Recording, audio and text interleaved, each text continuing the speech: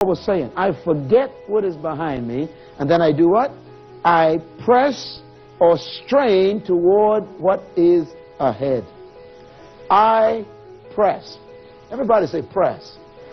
Say it again, press. Now, this particular statement was written in Greek.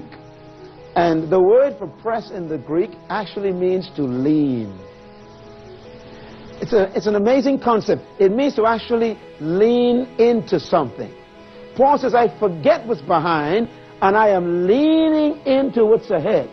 Which means that you got to put a little pressure on life to move towards your future.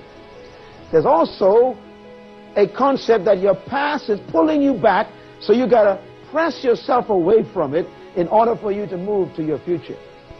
Your future is waiting for you, but you got to press toward it. Press also means that there is a resistance against moving towards your future. Whenever you decide to become what you were born to be, suddenly you realize who your enemies are. As a matter of fact, if you don't want to be successful, don't do nothing.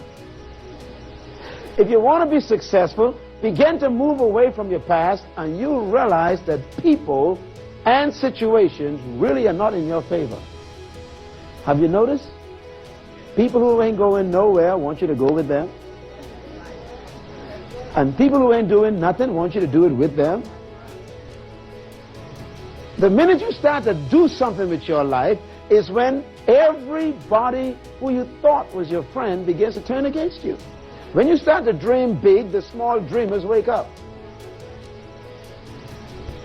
Paul says you got to press your way into life.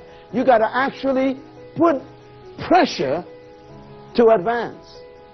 That means you don't wait for things to break for you in life. Some folks waiting for the big break. You got to break it yourself. Some folks waiting for opportunity to find them. Got to create your own. As a matter of fact, if you do not begin to walk, you'll never move. Paul says, I press toward what is ahead. I press onward to the goal to win the prize for which God has called me toward Christ.